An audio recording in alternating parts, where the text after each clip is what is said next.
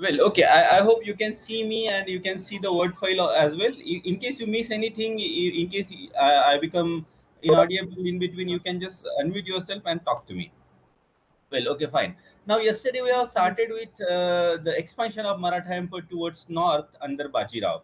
And in that, we have seen the Battle of Amzira, which was fought by his brother Chimaji Appa when the Mughal Subedar of Malwa, Giridhar Bahadur, he was killed along with his brother Daya Bahadur, and that in fact that was the important battle from where the Marathas have started more and more encroachment on Malwa, which was one of the most fertile province of the Mughal Empire. And simultaneously, almost at the same time, Bajirao from Gadamandla, he rushes to the help of Chhatrasal, and the battle was fought against Muhammad Khan Bangash. Muhammad Khan Bangash was humbled and he made to surrender at Jaipur. And but then later on, in 1730, Muhammad Khan Bangash was again made Subedar of Malwa. And here he was in a position to defeat Holkar as well as drive out the Marathas, conquer their fort, because at the same time, Peshwa was engaged in his conflict with Maratha Senapati Trembakrao Dabhade. And that we were seeing that in that battle, during that battle or just before the battle, Trembakrao Dabhade, he tried to. Just a minute.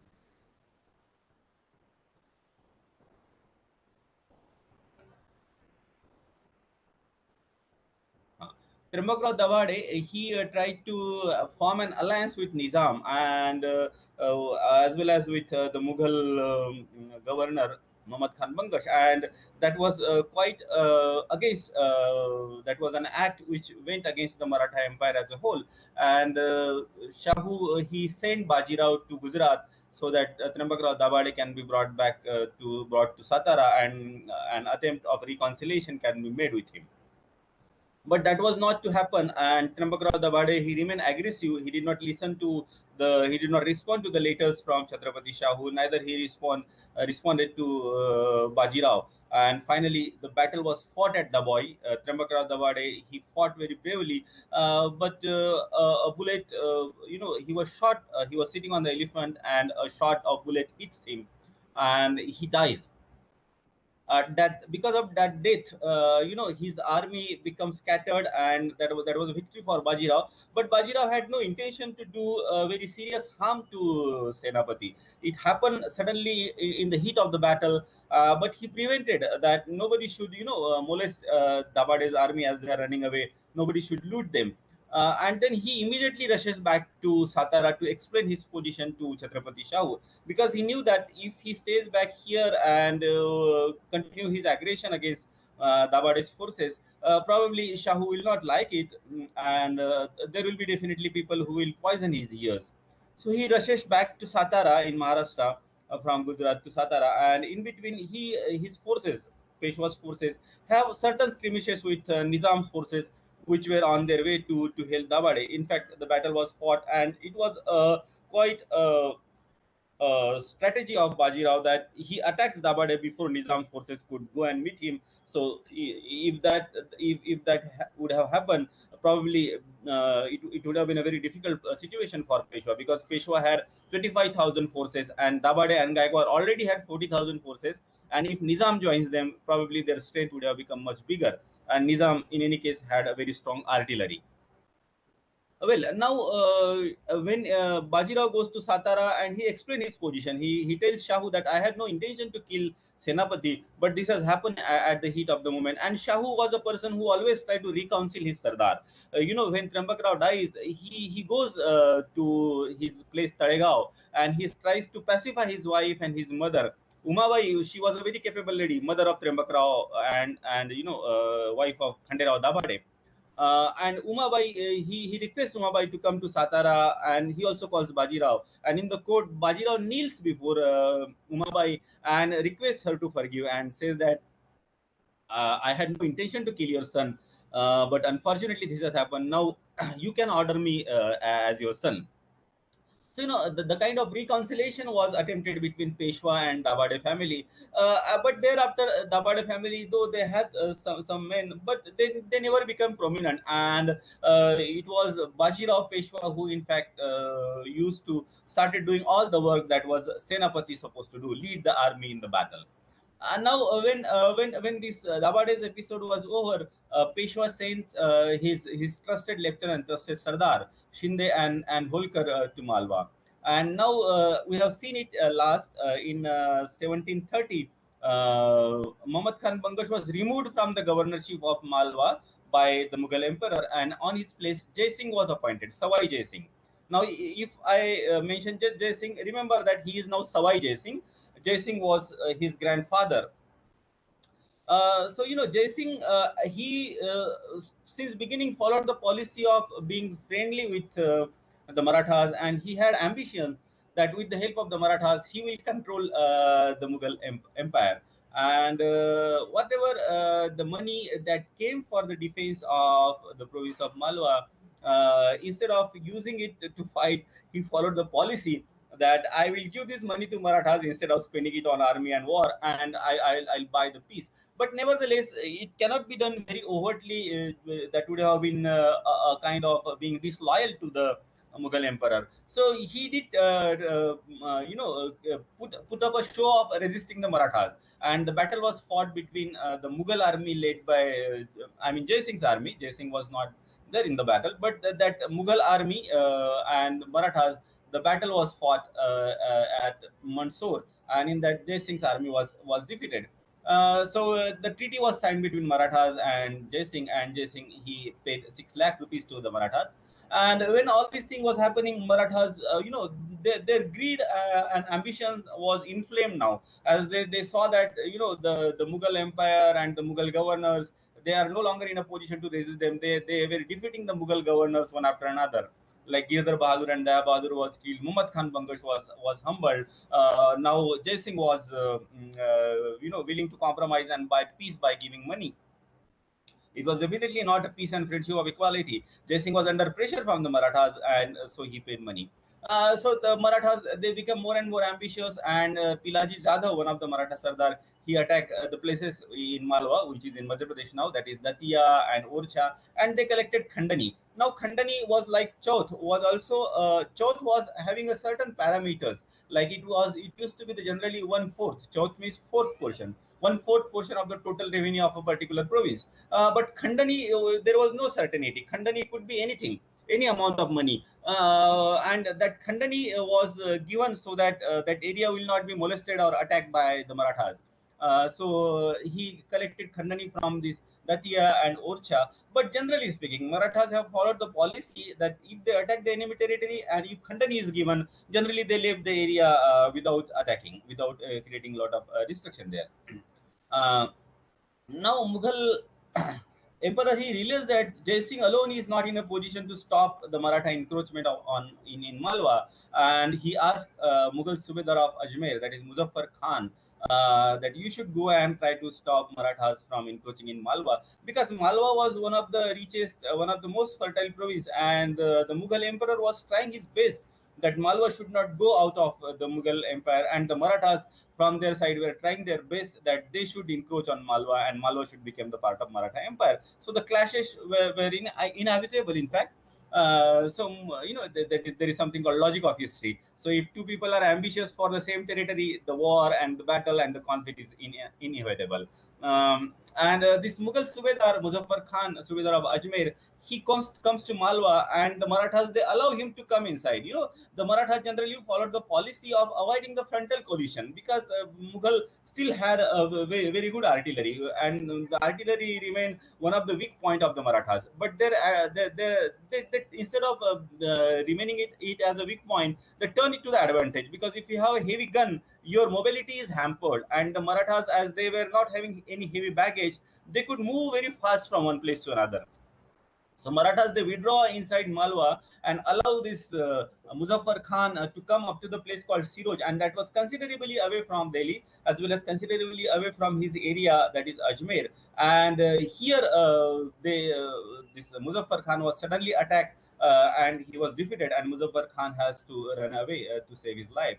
Then 1734-35, in the same year, the Mughal emperor was very angry, and the whole Delhi Darbar, there was a kind of agitation and atmosphere against the Marathas. So they tried to save Malwa as much as possible, and the two armies were organized. One was sent under the command of Wazir Kamruddin, and one was sent under the command of Mir Bakshi Khan Dauran. Mir Bakshi was responsible, paymaster general. He was responsible for giving salary to the military. So these two forces, they attacked Malwa. Wazir, he attacked Pilaji Zadhav, and as usual with the Marathas, Pilaji Zadhav again withdraws to the difficult area, and he followed the guerrilla tactics. And again, this guerrilla tactics made that heavy artillery which was sent from Delhi very quite ineffective. You just can't maneuver. You just can't rush with the heavy artillery, heavy cannon against the people who are just attacking and running away. So this artillery remained ineffective, and the Wazir, he could not. He understood that it's very difficult to fight against the Marathas, who is not willing to come for the pitch battle, frontal collision. And Wazir, he has to return to Delhi without any reason. But Mir Bakshi, he before starting his expedition against the Marathas in Malwa, Mir Bakshi Khan Dauran, he goes to Rajasthan, and in fact, this Khan Dauran, he was a good friend of Sawai Jai Singh of Jaipur. Jaipur and Amber are the same name. It was called Amber earlier, and Jaipur was a city which was later on built by Sawai Jai Singh. So the king of Jaipur and the king of Amber is same. So he goes to Jaipur, and he calls all other Rajput vassals. All those Rajput kings of Jodhpur and Jaipur, especially, they used to assist the Mughal emperor, and that policy was followed from Akbar onwards. So here also he calls upon these Rajput rulers that you are a loyal servant of the Mughal empire. Your fathers and forefathers had been loyal servant of the Mughal empire, and you should assist us in putting down these Marathas who are now encroaching towards north. So Abhay Singh of Jodhpur and other Rajput ruler and Sawai Jai Singh, they marshal the quite significant number of people, and this whole Rajput army, as well as the army that was given to Mir Bakshi from Delhi, they marches against Maratha. So the total strength of this army was almost 2 lakh now, and they also had a very heavy artillery. Artillery was definitely very effective when you fight a frontal battle, or when you want to conquer the fort. Now this 2 lakh army, along with the heavy artillery, they attacked Shinde and Holkar in Malwa. And again, Shinde and Holkar, they restored to guerrilla tactics. In fact, Holkar, Mallara Holkar, quite famous personality in Maratha history, was an expert in the guerrilla tactics. The Marathas, they again followed the guerrilla tactics. They avoided a straight conflict, and now they understood that as most of the Rajput forces have joined the forces of Mir Bakshi to attack Malwa, the Rajput kingdoms are they don't have adequate protection now. There is no adequate forces to protect the Rajput kingdom, and instead of clashing with the imperial army, the Maratha forces, they directed their attention towards Rajputana. They attack Rajputana, and as they started marching towards Rajputana and started attacking Rajput territories, the Rajput kings who were accompanying Mir Bakshi with their huge army, they panicked. And they understood that now, instead of fighting here in Malwa, in any case, Marathas are not coming for the frontal pitched battle. They are running away. There is a threat to our own kingdom. And Sawai Jai Singh, he left Mir Bakshi, and with his forces, he rushed to save his own kingdom. And his example was also, followed by other Rajput ruler. And they ran towards their kingdom to save their own kingdom from the attack of the Marathas.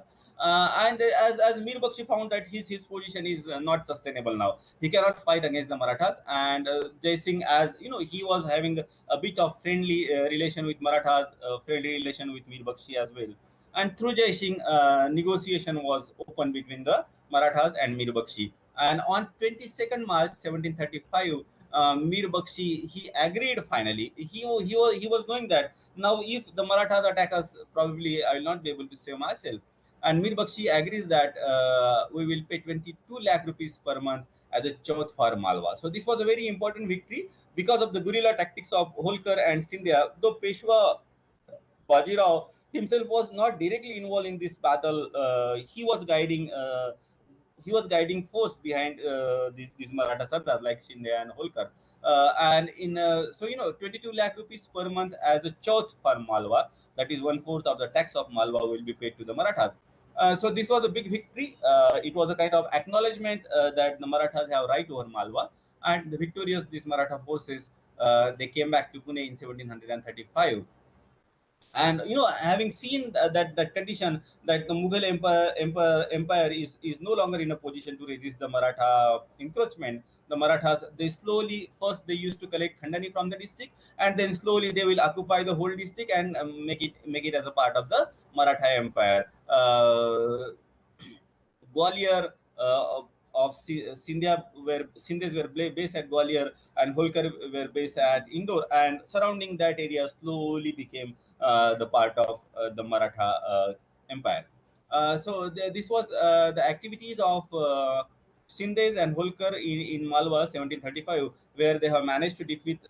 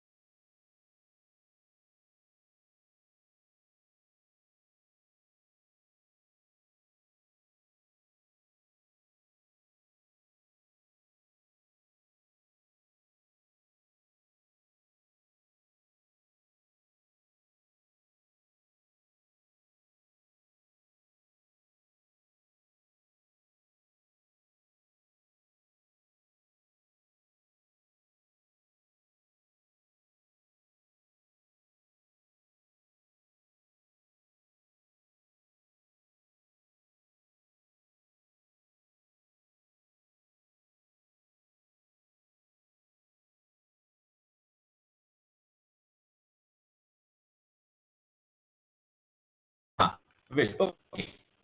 So Malwa and slowly started expanding their kingdom. That is what we have seen. Now, in 1735, the Marathas, as they were becoming more and more ambitious. In 1735, Bajirao thought that in any case, Malwa and Gujarat, the Marathas are collecting their chauth or their taxes. So why not this Malwa and Gujarat should be given to the Marathas as a from the sanction of the emperor.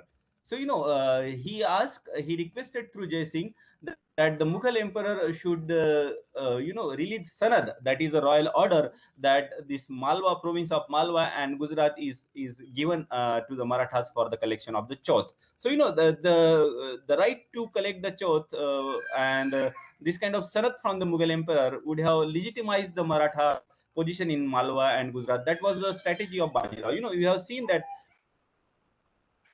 in 1719 also, Bajirao Bala Vishwanath, he goes to Delhi and requests for the Sanad. And that Sanad was given to Peshwa so that the Marathas can collect chauth, that is a tax from the provinces of the southern part of India, that is Deccan. Well, okay. Now, the Peshwa demanded Sanat for Malwa and Gujarat. Emperor Muhammad he refused to accept that kind of demand. And now, suggesting he was in communication with Peshwa Bajirao, and he said that until unless probably the Mughal emperor is not going to issue you this kind of sanad. And in October 1735, that is as usual after the festival, Peshwa starts for north with a huge army. And in Malwa, Shinde and Holkar they also joins in. Well, okay. Should I put the earphone? Is my voice clear to you guys? Yes. Yes, sir. You're completely audible. Okay, okay, okay, fine. No, that disturbance is it coming to you? That child is crying. If that is the Yes, disturbance, sir. It's quite audible too. But your voice is clear. There's no breaking in your voice. okay. So should I go on? No need of earphone. Mm, sir, I don't think earphone would silence that. sound. Okay, okay. You can Oh, try, and then I can let you know. yeah, okay. Because I think if I put earphone, that sound okay. He's quite now. Okay, okay. We can have a little bit of fun also. Okay, fine. Let us go ahead. That I feel a bit irritating. Well, but in case if you don't hear me clearly, just let me know. All right. Well, okay. So Peshwa starts Yes, for yes. north, and then from Malwa already he had his two very able commanders, that is Shinde and Holkar, and they joined him. And Pilaji Zada, one of the Maratha commander, he was Bajirao Peshwa always tried to protect his back. So Bundelkhand was in between, and Pilaji Zada with a huge Maratha army was placed at Bundelkhand. And then Peshwa goes to Rajasthan. He meets Rana of Udaipur, and Rana of Udaipur, he agrees to pay Khandani some amount of money, 1.5 lakh rupees, so that the Marathas should not attack his territory. And then from there, Peshwa Bajirao, he goes to Jaipur, and here he meets Rana of Jai Singh, and Rana Jai Singh, he paid 20 lakh rupees as chauth. And as you know, the tactics of Bajirao was that as he is negotiating with this Mughal representative like Jai Singh, his army was already on the move. So there is always pressure that if you don't agree on the negotiation table, you may have to fight the war. So as he was talking here, the Maratha forces, they were collecting Khandani from Bundelkhand and Jodhpur. So that pressure was always there, that there is a huge Maratha army which is just waiting at the border to attack your territory until unless you pay the money peacefully. And now, as he was at Jaipur, the representative from Mughal Emperor side came, and Peshwa demanded that Jagir should be given to him and his Sardar, and Sardesh Pandegiri of South. Again, additional tax of being a Sardesh Pandey, that is the head of the Deshpande. Deshpande used to be the traditional tax collector of the administration in the Maharashtra and Southern Territory, and Sardar Deshpande Giri is Sar Deshpande is a head of that Deshpande. So he will have right to collect the tax over the very extensive territory. So he demands that Sar Deshpande Giri of South, and as well as the expenses of all the expedition that he has undertaken to collect sanad of the right to collect chauth from Gujarat and Malwa. Now, when these demands were sent to Emperor he quickly agreed to this demand, and he suddenly felt that probably my demand was too small. The Emperor have suddenly agreed to it, and as we have seen this kind of greed when the Marathas were expanding their empire. Peshwa, he suddenly increases his demand. He said, okay, now I also need Subedari of Malwa, and 13 lakh is not enough, which the emperor agreed to give. I need 50 lakh rupees. And at the same time, he demands that this Prayag, Kashi, Gaya, and Mathura, these were the important Hindu pilgrimage center, and it was under the control of the Mughal governor, under the control of the Muslim rulers, Muslim administrator. He said that I want control of these Hindu centers of pilgrimage as well.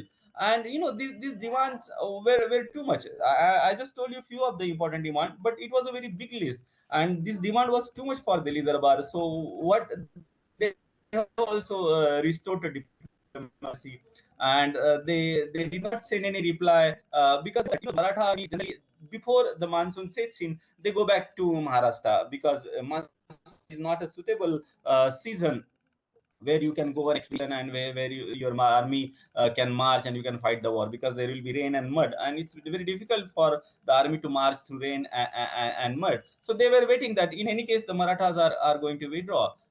So Peshwa, he now Malwa has become very important base for the Maratha expedition to the in northerly direction. So Peshwa keeps his Shinde and Holkar in the north, and he comes back to Pune, and he says that okay, you keep on pressing for my demand, ensure that the sanad and whatever I have demanded, 50 lakh and so on, that is being given to us. Now, as Peshwa came back, the pressure was little bit relieved, and in September 1736, the emperor issued the farman, and according to that farman, Peshwa was given Naib Subedari of Malwa and Sir Subedari of Sir Deshpande Giri of Deccan. And these two demands were met, but rest of the demand of Peshwa was ignored by the emperor. And Peshwa now understood that until unless I go again with a huge army, probably I'm not going to get what I want. So in 1736, in November, again after Dashera next year in 1736, with a huge army of 50,000, Peshwa again marches towards north. In between, he meets again Shinde, Holkar, Pawal. That was the usual pattern. Peshwa will start with a huge army towards north from Pune, and in between, from Malwa, Shinde and Holkar and Pawar and all those Maratha forces, they join him, and that strong army will further march towards north. King of Bhadwar was attacked by Maratha army. He surrenders, and then Maratha they occupies Malwa, Bundelkhand, and they reach very close, 70 miles close to Agra. And now it was very important for Delhi Darbar to make move. Otherwise, the Maratha army will come right up to the capital. And the emperor he immediately orders to Savai Jai Singh, the king of Jaipur, and Abhay Singh of Jodhpur, that you should come with the army. And the army was organized under the leadership of Wazir Kamruddin Khan, and that army was sent against the Marathas. So Peshwa, he knew that this huge army against me. So to divert the attention of this Mughal, he sent a small force of 10,000 under the leadership of Holkar to create disturbance in the Doab area. Doab area is between the Ganga and Yamuna. That was a very fertile tract. And Holkar goes and he creates disturbance. He collects Khandani from different places, and from Doab he also started marching towards Agra. And the Mughal general Sadat Khan, he had 60,000 forces under him. Holkar was creating trouble with only 10,000 forces, and Sadat Khan he comes upon marches towards Holkar and his advance guard. The traditional Mughal army was divided generally into the four parts. You have advance guard which will go forward, then you have center where usually the commander will be there, and left flank and right flank. So this advance guard, which goes further and clears the way, that was led by Sadat Khan's nephew Mansur Ali Khan with 12,000 forces. And this advance guard and Holkar's army, they came face to face. Holkar thought that this is the complete army led by complete army that is being sent against me by Delhi Darbar, led by Sadat Khan, and he engages in the battle. He had 10,000 forces, and Mansur Ali Khan had 12,000 forces. So there was a difference of only 2,000. And he engages with the battle. Otherwise, Holkar was very clever guerrilla veteran. I mean, he was not veteran that time; he was quite young, but he was quite an expert in guerrilla tactics. Had he knew that this 12,000 army is backed by forces of around 50,000, 48,000, probably he would have withdrawn.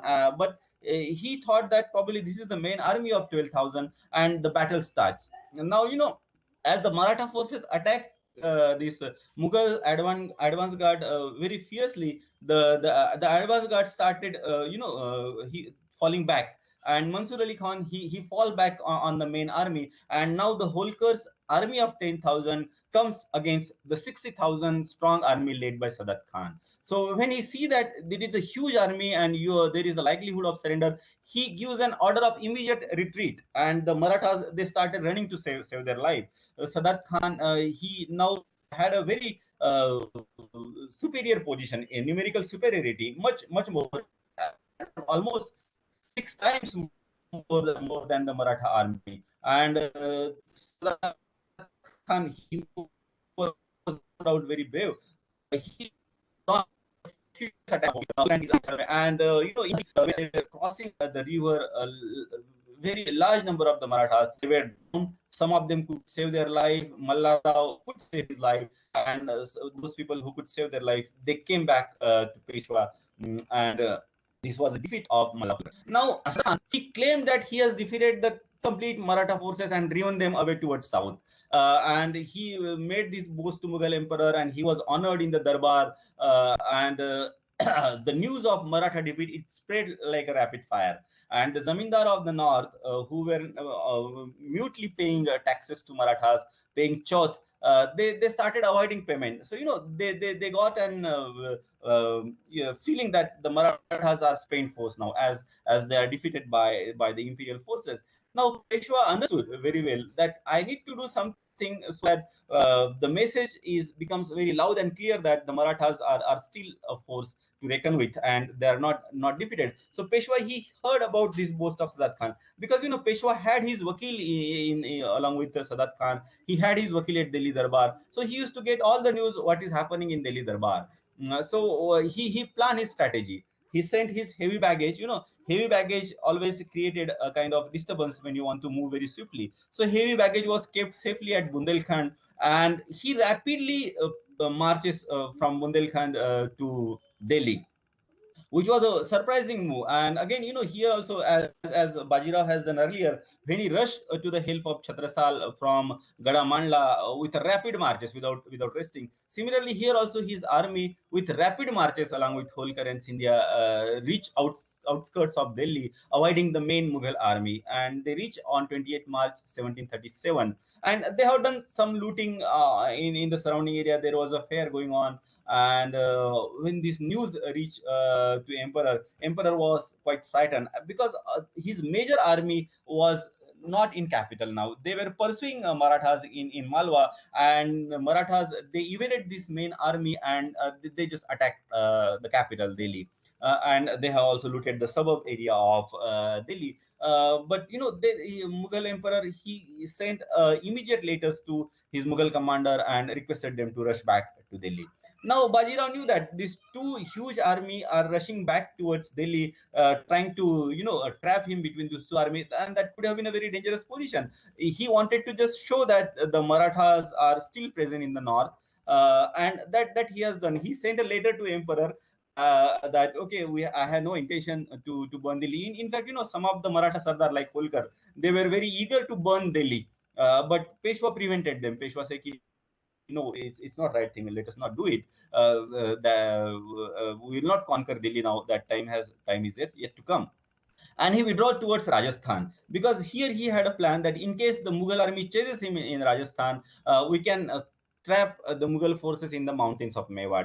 The fighting, the guerrilla tactics in the mountainous terrain is one of the big USP, big important advantage of the Marathas. But the Mughal army, the first they started from Delhi, started passing Marathas, went to Malwa, some portion went to Doab, and then they were called back to Delhi, and they were no longer having stamina or energy to pursue the Maratha forces and go to Rajasthan, which is again a very difficult terrain.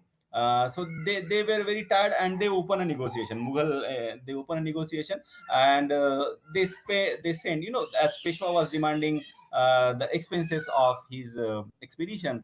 13 lakh was sent to Peshwa, and here again Bajirao with his rapid marches made the heavy artillery of the Mughal ineffective. Now, the important effect of this attack on Delhi was that in Darbar, there used two opinion how to deal with the Marathas. One of the group that Marathas should be dealt very sternly. They should be attacked and defeated, and they should be compelled to part of India. And another group that is led by Savai Jai Singh, they were of the opinion that Maratha should be reconciled. They should be paid money and made loyal servant of the Mughal Empire. So this another group who was in favor of having a friendly relation with the Marathas, that group became stronger. So this was a very bold and daring attack of Bajirao Peshwa on Delhi. And now the next important battle that was fought by Bajirao Peshwa against Nizam, that was Battle of Bhopal. And what were the circumstances, what happened at Bhopal? Let us discuss this now. I hope the things are clear now. Things are clear up to here. Today,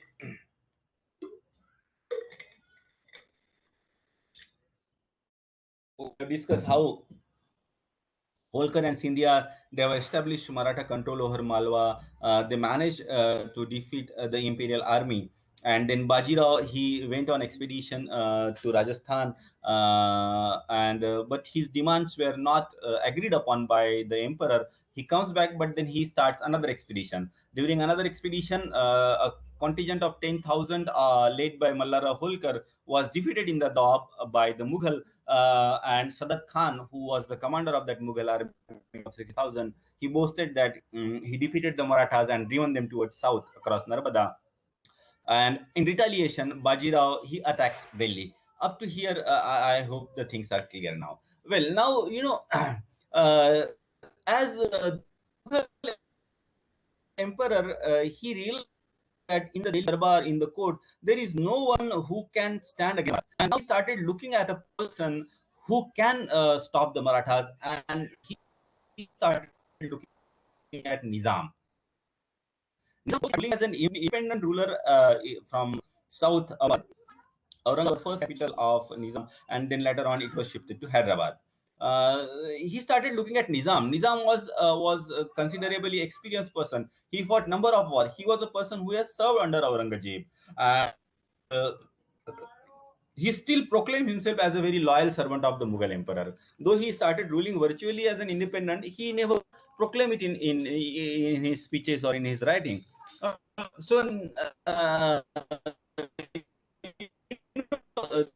Later was sent to Nizam. And Nizam, if you remember, in last class we have discussed that when Nizam was defeated at the Battle of Palkhed by Bajirao, there was a kind of verbal understanding between these two, that southern part will be left open for the expedition of Nizam, where Nizam can strengthen his domination, and the northern part will be left open for the expedition of the Marathas under Bajirao. But though Nizam agreed to this, Nizam slowly became quite jealous because Bajirao's progress was very, very fast, and he could now gather the courage to threaten the Mughal emperor himself. So Nizam, he somehow wanted to check Bajirao's progress. In any case, as these two kingdoms were close to each other, Nizam's kingdom and Maratha kingdom, definitely if the Maratha kingdom is on the rise, Nizam is bound to feel jealous. So he wanted to curtail the power of Bajirao, and he starts for Delhi. Now Peshwa was returning from, after attacking Delhi via Rajasthan, he was returning to Pune, and Nizam was marching towards north, towards Delhi, and instantly they had a, they were not in an open kind of enmity now. Both were, jealous of each other, no doubt about it. But as a diplomatic diplomatic protocol. They had a kind of meeting, and in the meeting, Nizam did not really reveal what was it to go to Delhi, and neither, but Bajirao could sense it. Nizam goes to Delhi and responds to the Marathas and to drive them out from Malwa. Huge force was given to him, artillery was given, a lot of money, and Subedari of Malwa was given to the son of Nizam. Now remember that earlier order, that Subedari of Malwa was given to Peshwa, and Marathas, they started collecting Chaudh. Now this was an open challenge to Peshwa, as removing him, somebody else was made responsible for the administration of Malwa. So after any season, Nizam, he started from Delhi with 30,000 forces and very strong artillery. He attacked Malwa, and in between, other Mughal noble, the king who surrendered to Mughal, they joined him, and his armies fell to the number of 70,000. There were a number of Rajputs as well, and he reaches near Bhopal, and he had a plan that he is marching from north with a huge imperial army, 70,000 strong army with a very strong artillery, and in the south he had his son, and he told his son that whenever I call, you should march towards north. So he had a plan that there will be convergence of these two army, imperial army coming from Delhi and the army of Nizam coming from south under the command of his son, and this both army will attack the Marathas and crush them. But he failed to realize that in case of swiftness and maneuvering, Bajirao was superior to him. And Bajirao, when he understood this plan, he gathered the huge army of 80,000 at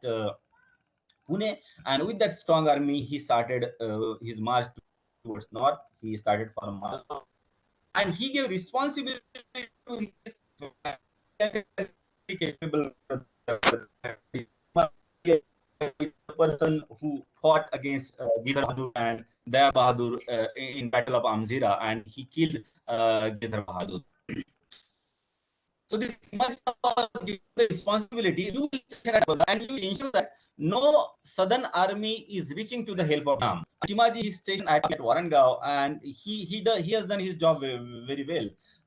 Bajirao crossed Narbada near Khargon. Khargon is in MP, and he caught with Nizam at Bhopal. When Nizam was at Bhopal, Maratha army led by Bajirao approached him. And Nizam's plan was that I alone cannot take on the Maratha army, so let me wait for the southern army to come. That plan could not materialize. He suddenly came face to face with Bajirao's army, and he was quite surprised, and he lost heart, and he took shelter in the fort of Bhopal. Bajirao, without wasting any time, he attacked the imperial army, and that fort of Bhopal, where Nizam has taken shelter, that fort did not have adequate provision, adequate food and fodder for such a huge army. And this Bhopal, the fort, and wherever the Nizam's camp was there, Nizam has taken shelter in the fort, but fort was not capable to occupy so many people, 70,000. So most of the people, the commoner and the other common commanders, they have established their camp outside the wall of the fort. So it became a huge imperial camp.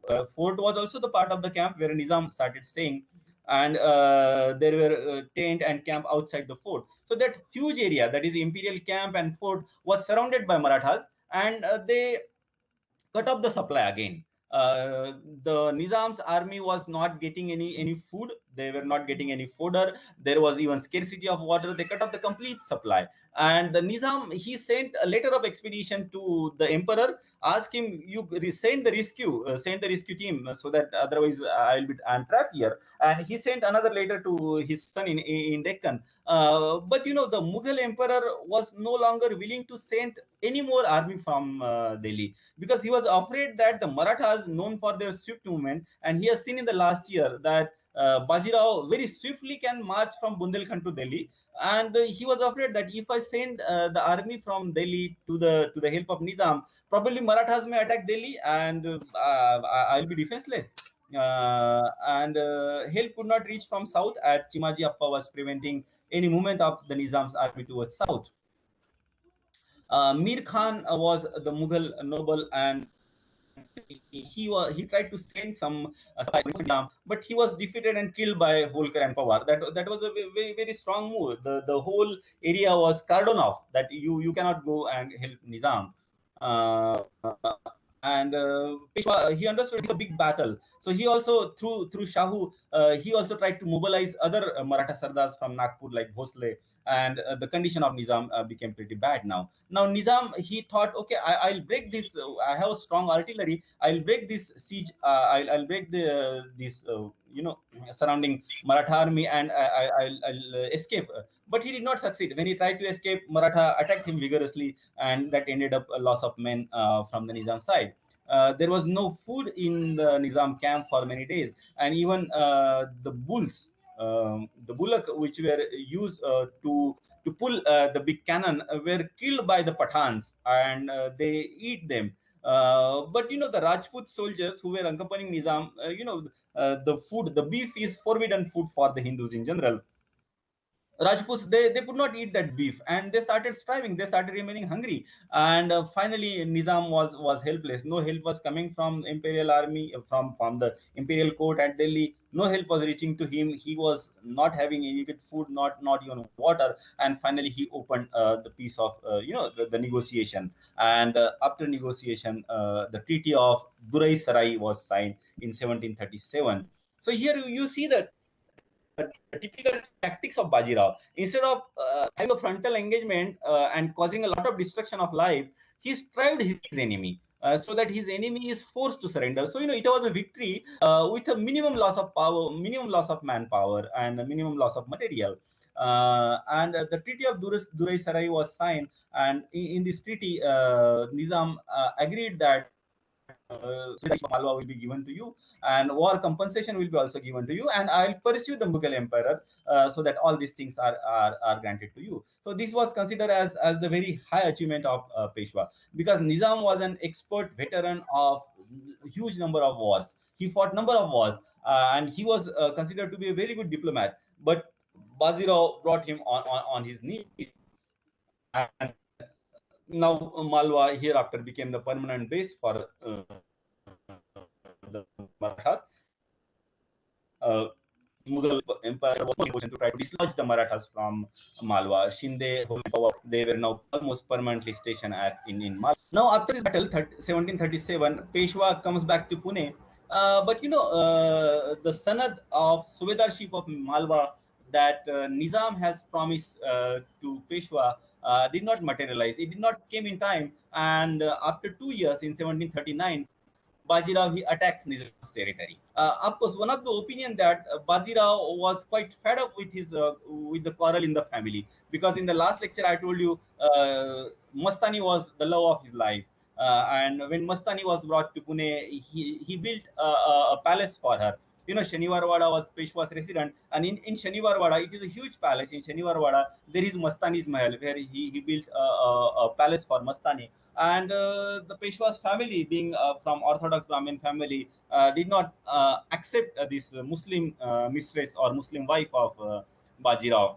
But Bajirao, he was quite infatuated with Sir, that you're lady. not audible. And okay, I just hold on.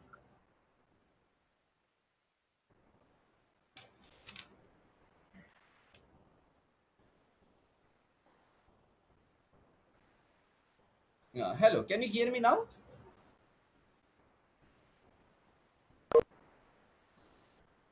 Can you hear me? Yes, sir. You are audible. Okay, am I audible, Vishwajit?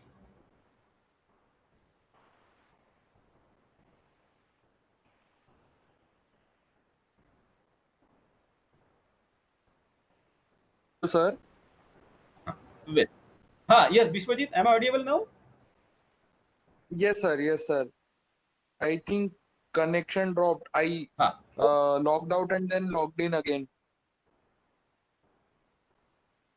Okay, fine. Am I audible? Okay. Okay, let us go ahead. So, in 1739, Bajirao he attacks Nizam territory once again, and the political reason is that because Bajirao did not get the sanad that was promised by Nizam. He promised that this sanad he take from the Mughal emperor. But there is another reason, that is, he was fed up with his domestic quarrel, domestic situation, and he wanted to divert himself, and he attacks Nizam territory. Nizam was in Delhi that time, and his son Nasir Jung, he fought for 4 months against the Maratha forces and then finally surrendered. And Peshwa got these two districts of Khargon and Hadia. And while at Rawar he got the information that Nadir Shah has attacked Delhi, and he was planning to marshal the army and go to north and prevent Nadir Shah from further encroachment in Indian territory. But that was not to happen. Nadir Shah goes back after sacking Delhi, so there was no need to go to north. But at Rawar Bajirao, he suddenly dies at the age of 40 on 28th April 1740. So that was the end of Bajirao's career. So he fought very important battle first against Nizam in the south, that is Palkhed, and then under Bajirao's command, the different battles were fought. His brother Chimaji Appa fought against the governor of Malwa, and then Bajirao fought against Muhammad Khan Bangash, and then Bajirao's he has to fight against Dabade, who was conspiring with Nizam, and then his lieutenant like Sindes and Holkar, they established their control over significant portion of Malwa, and Bajirao goes to Rajasthan, presses for the demand, comes back. As the demands are not met, he goes back again. Holkar was defeated by the imperial army, and in retaliation, Bajirao attacks Delhi. He goes back to Pune, but the Mughal emperor, sends Nizam with a huge force as a last resort to take back Malwa from the Marathas. But Nizam was humbled at Bhopal, and that was a very high of Peshwa. And this Peshwa, after so many battles, after expanding empire towards north, finally dies at the age of 40 only in 1740 at Rawalkhedi. So, if we have to sum up Bajirao's achievement, Bajirao, he made Peshwa's position very secure. That has put a check on the conspiracy of Sambhaji of Kolhapur. Nizam and Mughal, they both had a better artillery than Marathas. And Bajirao, he understood the weakness of Maratha, but he turned it to advantage. His swift movement and his strategy of avoiding the frontal position with the Mughal army has proved, it has given him rich dividend. He used to tire his enemy by swift movement. Dabade, by defeating Dabade, he put check on the rebellious Sardar. He understood that the Mughal Empire has weak, and his northerly expansion has proved to be very advantage, because that phase in around 1720. If you see the situation just around 10 years before that, we always find that the Marathas, they used to fight among themselves. If the Peshwa Bajirao has not given them avenue to channelize their energy in the conquest of northern India, probably Marathas, they would have wasted their energy in fighting among themselves. So he turned that energy into the right direction in the expansion of the Maratha Empire. Bajirao weakness is generally that is being pointed out by the historian. That is the weakness of Bajirao as well as most of the Maratha commander, that they ignored artillery. When Nizam can manufacture artillery, good artillery, better artillery than the Marathas, even before that, Babur can manufacture very good artillery. Why not the Marathas? So that was a big question that remained on the prudence of the Marathas. But in spite of that, whatever he could do, he had used it to the best of his ability and expanded the Maratha Empire in all directions. In fact, he is known in history as a fighting Peshwa who spent a large number of his time on the horseback, and this fighting Peshwa died in the battlefield, away from the palace, away from the home. And it is believed that he is a person who has in fact converted this Maratha kingdom into empire. Kingdom was founded by Shivaji, but the credit of turning this kingdom into an empire goes to Bajirao Peshwa by his northerly expedition. Well, this is where I will stop here. But generally there is a one question mark, that is, Marathas have failed to check Nizam. Nizam was defeated twice at least by Bajirao, but he survived, and Nizam and his successor, they continue to create trouble for the Marathas. But the Shahu has given the area of northern area to Bajirao, and southern area was given to the other Maratha Sardar, where they did not prove themselves as capable as Bajirao. And Nizam's kingdom in southern India continued to be like